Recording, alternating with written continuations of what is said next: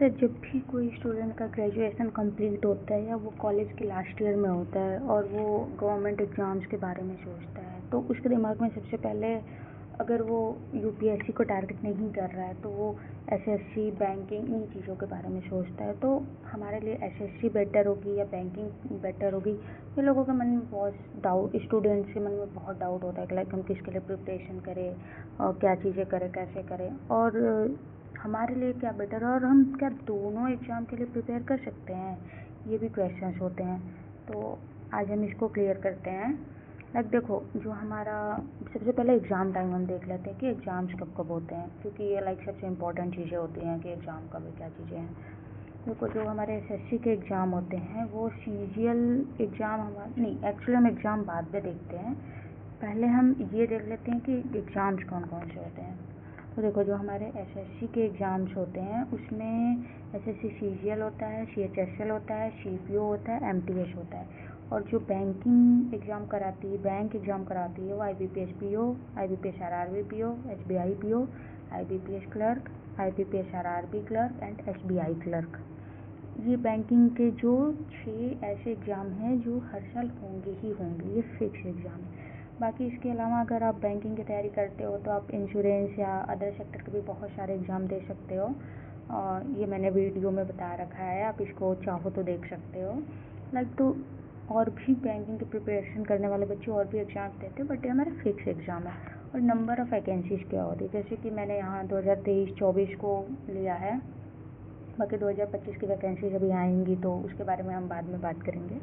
देखो, 2023 में जो हमारे सीजीएल में वैकेंसीज आई थे वो आप देख रहे हो 8445 थे, और वहीं 2024 में ये वैकेंसीज काफ़ी बढ़ गई, 8000 से सीधा 18000 हो गई।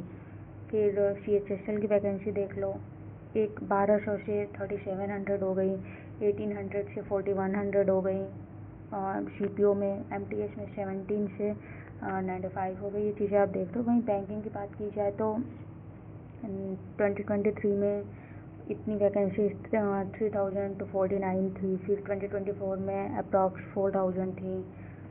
आप ये वैकेंसीज चेक कर सकते हैं। यहाँ पे वैकेंसीज लगभग प्रीवियस ईयर के अकॉर्डिंग में हर साल बढ़ी ही हैं, सिवाय एसबीआई पीओ की वैकेंसी इस साल काफ़ी कम हो गई, क्योंकि पिछले साल 2000 थी और इस बार जो वैकेंसी आई 24 में वो 600 वैकेंसी आई, जबकि लोग एक्सपेक्ट कर रहे थे कि इस बार एसबीआई पीओ की वैकेंसी बढ़ेगी, क्योंकि आप लोगों ने देखा होगा अभी काफ़ी ज़्यादा ब्रांचेस एसबीआई के खुले। वहीं एसबीआई क्लर्क की वैकेंसीज काफ़ी ज़्यादा बढ़ी, जो कि 8000 से 13000 के अराउंड वैकेंसीज हुई। तो आप ये बोल सकते हो कि अगर बैंकिंग एग्ज़ाम में जो होता है वो कहीं ना कहीं हमारे पास एसएससी से ज़्यादा वैकेंसीज हमारे बैंकिंग एग्ज़ाम में आती हैं, और किसी भी बैंक एग्ज़ाम का जो मतलब एग्ज़ाम कंडक्ट कराने का टाइम होता है, रिजल्ट देने का टाइम होता है, वो 6 मंथ्स होता है। तो आप शॉर्ट टाइम के हिसाब से प्रिपेयर कर रहे हो, बैंकिंग इज बेटर, तो यहाँ पे हम बैंकिंग को कोट करेंगे। बट अब इसके अलावा हम देखते हैं हमारे एग्ज़ाम टाइम कब कब होता है, कि एग्ज़ाम किस टाइम पे हो रहे हैं। तो एसएससी सीजीएल के एग्ज़ाम मोस्टली जून सितंबर में होते हैं, एसएससी सीएचएसएल के जुलाई अक्टूबर में, एसएससी सीपीओ के अगस्त में, और वहीं आईबीपीएस की बैंकिंग की बात की जाए तो आईबीपीएस आरआरबी पीओ का एग्ज़ाम अगस्त सितंबर में होते हैं। इस साल भी 2025 के जो एग्ज़ाम्स है आरआरबी, वो आप लोगों ने देखा होगा, शेड्यूल आ चुका है उसका, जुलाई अगस्त में प्री है, फिर उसी के कुछ दिन बाद हमारा लगभग 1 महीने बाद प्री का रिजल्ट आता है, देन उसके कुछ टाइम बाद हमारा मेंस हो जाता है। सेम वही आईबीपीएस पीओ सितंबर नवंबर, आईबीपीएस क्लर्क का एग्ज़ाम अक्टूबर दिसंबर, एसबीआई क्लर्क फैब मार्च, और एसबीआई पीओ, एक्चुअली ये एसबीआई क्लर्क और पीओ की बात हम ना ही करें तो बेटर है, क्योंकि पिछले 2 साल से काफ़ी चीज़ें इधर उधर हो रही हैं। ये जो एसबीआई क्लर्क पीओ के जो मैंने डेट रखा है, ये 2023 के एग्ज़ाम के हिसाब से मैंने रखा है। तो अब एसबीआई क्लर्क पीओ को छोड़ दिया जाए तो बाकी बैंकिंग के जो एग्ज़ाम्स होते हैं वो अपने फिक्स शेड्यूल पे ही होते हैं, और इस बार उम्मीद की जा रही है कि एसबीआई पीओ और क्लर्क के भी शेड्यूल फिक्स टाइम पे ही हो। और वहीं जो रिजल्ट डेट होता है हमारे बैंकिंग के में, तो वो आरआरबी के जो रिजल्ट आते हैं वो 1 जनवरी को आते हैं, और वही आईबीपीएस के जो रिजल्ट आते हैं वो 1 अप्रैल को आते हैं। ये हमारा फिक्स है, टोटल इसी डेट पे आएंगे, ये फिक्स होता है हमारा। तो आप देख सकते हो कि टोटल 6 महीने अप्रॉक्स टाइम लगते हैं रिजल्ट प्री एग्ज़ाम कंडक्ट होने में एंड रिजल्ट आने में, ये सारी चीज़ें होने में। एंड फिर हम बात करें तो सिलेबस की मोस्ट इम्पॉर्टेंट, तो आप देख सकते हो कि जिन भी चीज़ों को मैंने ग्रीन में रखा है वो एसएससी और बैंकिंग दोनों में ही कॉमन है, और जिन भी चीज़ों को मैंने ये लाइट पिंक वाले कलर पे रखा है ये है तो कॉमन, बट दोनों में लाइक बहुत डिफरेंस होता है, मतलब बहुत ज़्यादा डिफरेंस। और जिन भी चीज़ों को मैंने ये वाइट कलर में रखा है ये अलग अलग है, लाइक ये एसएससी में जो आते हैं वो बैंकिंग में नहीं, और जो बैंकिंग में आते हैं इसमें नहीं आते, ठीक है। और पजल, और सेम येलो वाले के साथ पजल आते हैं दोनों के हैं, लेकिन जो रीजनिंग के पजल होते हैं वो काफ़ी हद तक ईजी होता है, और जो बैंकिंग के पजल होते हैं वो बहुत टफ होता है, मतलब बहुत, लाइक रीजनिंग से तो बहुत ही टफ होते हैं। और हमारे जो सिलेक्शन में एक बहुत इम्पॉर्टेंट रोल प्ले करता है पजल। आप ऐसे मान सकते हो कि लाइक बिना पजल के आप बैंकिंग में सिलेक्शन नहीं ले सकते हो, ये है। और वहीं अगर हम सिलेबस की बात करें तो number system, data enter, DI banking में भी बहुत इम्पॉर्टेंट है, और बिना डीआई और बिना पजल के आप बैंकिंग में सिलेक्शन नहीं ले सकते हो। इसलिए बट जो हमारा डीआई है वो एसएससी में भी आता है, लेकिन कहीं ना कहीं जो एसएससी की डीआई है वो बैंकिंग से इजी होती है। और जीए की बात की जाए तो हमारे देखो जो बैंकिंग में होता है ना वो प्री एग्ज़ाम में सिर्फ क्वांट, इंग्लिश एंड रीजनिंग आती है, वहाँ जीए नहीं आता है। लेकिन एसएससी में आपको प्री में भी क्वांट, इंग्लिश, रीजनिंग, जीए देखने को मिलेगा, और मेंस में भी देखने को मिलेगा।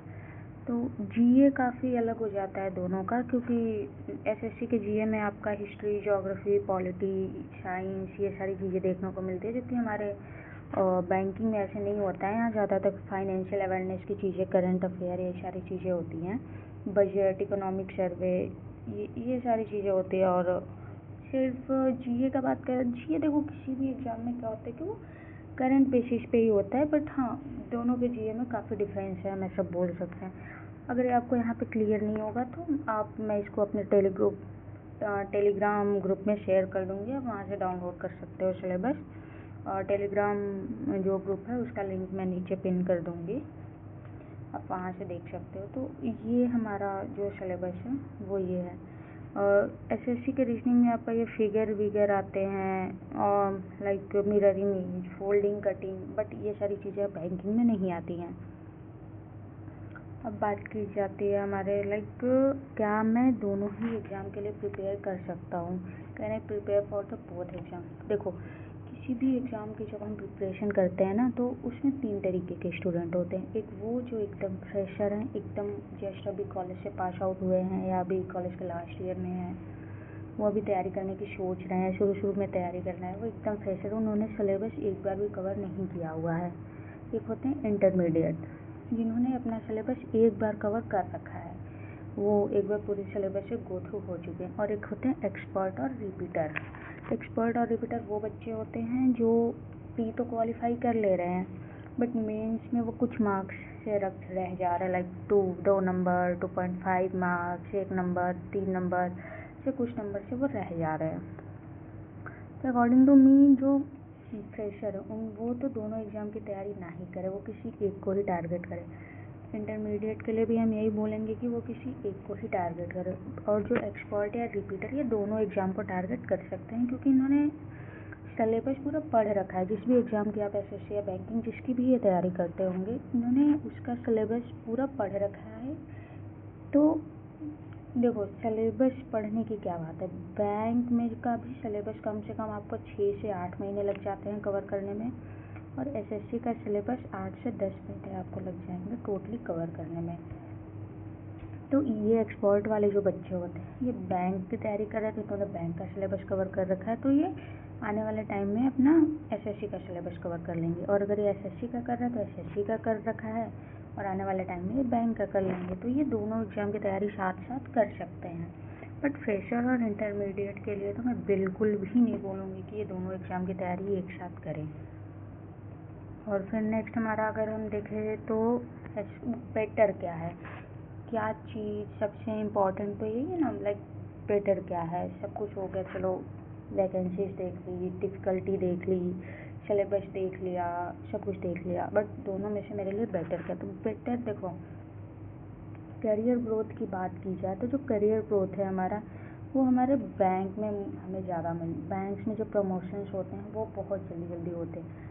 तो अगर आप एज ए बैंक में क्लर्क या पीओ ज्वाइन करते हो तो आपको करियर ग्रोथ काफ़ी अच्छी होगी।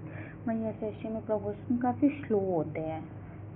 तो अगर ग्रोथ के हिसाब से देखा जाए तो हमारा बैंक में प्रमोशन जल्दी होता है, तो ग्रोथ हमें बैंक्स में देखने को मिलेगा। तो सैलरी और पर्क्स देखा जाए तो सैलरी एसएससी में कुछ ऐसे पोस्ट होते हैं income tax inspector, GST inspector, इन सारी चीज़ों में तो सैलरी काफ़ी अच्छी है और सैलरी दोनों में ही अच्छी है। बैंक्स में आपको होम लोन, पर्सनल लोन वोन पे काफ़ी ज़्यादा आपको छूट मिल जाता है। तो पर्क्स दोनों के ही अपने अपने फ़ायदे हैं। और work life balance, this is the most important thing which I want to discuss. देखो क्या होता है कि अगर आप सबने सुना होगा कि अगर आप एज ए बैंक में ज्वाइन करते हो तो काफ़ी ज़्यादा प्रेशर होता है, काफ़ी ज़्यादा स्ट्रेस होता है, ये वो। तो बैंक में आपको स्ट्रेस ज़्यादा है, आप एसएससी में स्ट्रेस कम है, ये बात सच है। बट इसके साथ अगर आप फाइनेंशियली बहुत स्ट्रांग होना चाहते हो, आप चाहते हो कि आप किसी ऐसी फैमिली से बिलोंग करते हो जहाँ आपको पैसे की बहुत ज़रूरत है, तो और आप ये सोच रहे हो कि आप स्ट्रेस या कुछ भी चीज़ें हो आप उसको मैनेज कर लोगे, तो हाँ बैंक में बहुत ज़्यादा स्ट्रेस होता है, नो डाउट। बट अगर आपको फाइनेंशियली जल्दी स्ट्रांग बनना है तो देन बैंक इज़ बेटर, क्योंकि वहाँ आपकी ग्रोथ काफ़ी अच्छी है, सैलरी में इंक्रीमेंट काफ़ी जल्दी जल्दी होते हैं। बट हाँ आपको प्रेशर बहुत ज़्यादा मिलेगी, वर्क लाइफ बैलेंस करना थोड़ा मुश्किल होगा एज़ कम्पेयर टू एसएससी, क्योंकि एसएससी में इतने प्रेशर नहीं है जितने बैंक में है। और ये प्रेशर क्यों है, क्योंकि जो हमारा एसएससी बैंकिंग है वो एक डायरेक्ट पब्लिक डीलिंग जॉब है, वहाँ आपको लोगों से बात करनी है, पब्लिक से डील करना, और एसएससी में पब्लिक डीलिंग ना के बराबर होती है, वहाँ हमें कोई पब्लिक डीलिंग नहीं करनी है। तो इस वजह से एसएससी बैंकिंग ज़्यादा स्ट्रेसफुल जॉब होती है। सोशल रिकॉग्निशन की बात की जाए तो दोनों में ही है, आप अगर बैंक भी ज्वाइन करते हो तो आप सोशल रिकॉग्निशन से, अगर एसएससी भी ज्वाइन करते हो तो आपको काफ़ी बड़े बड़े लोगों के साथ आपका पार्टीज होंगी, उठना बैठना होगा सारी चीज़। तो सोशल रिकॉग्निशन तो दोनों में ही ठीक है, कुछ ईजी टू क्रैक, कौन से एग्ज़ाम क्रैक करना ज़्यादा ईजी है? देखो नो डाउट बैंकिंग की रीजनिंग एसएससी से टफ होती है, इंग्लिश भी बैंक की एसएससी से टफ होती है, ठीक है। तो ओवरऑल जो बैंक का डिफ़िकल्टी लेवल है वो कहीं ना कहीं एसएससी से ज़्यादा है, बट एसएससी एग्ज़ाम क्रैक करना ज़्यादा मुश्किल है। क्यों? क्योंकि जो एसएससी में हमारे जो कैंडिडेट्स होते हैं वो बहुत ज़्यादा है, उधर कंपटीशन बहुत ज़्यादा है। तो अगर मुझसे पूछा जाए तो आई वुड सजेस्ट कि एसएससी क्रैक करना ज़्यादा मुश्किल है, और बैंक के बैंक एग्ज़ाम पे क्रैक करना इजी नहीं है, but as compare to SSC bank is comparatively easy. तो यही है कि आपको बट हाँ आपके ड्रीम क्या है, आप चाहते क्या हो, उस हिसाब से आप चीज़ें सेलेक्ट करो। एंड प्लीज़ कमेंट सेक्शन में आप ज़रूर बताइएगा कि आप क्या बैंक या एसएससी क्या चीज़ें आप सेलेक्ट करो, आप किस चीज़ की तैयारी कर रहे हो, कौन सा अटेम्प्ट हर चीज़। And please like, share and subscribe my channel for और education related content, and please subscribe. Thank you.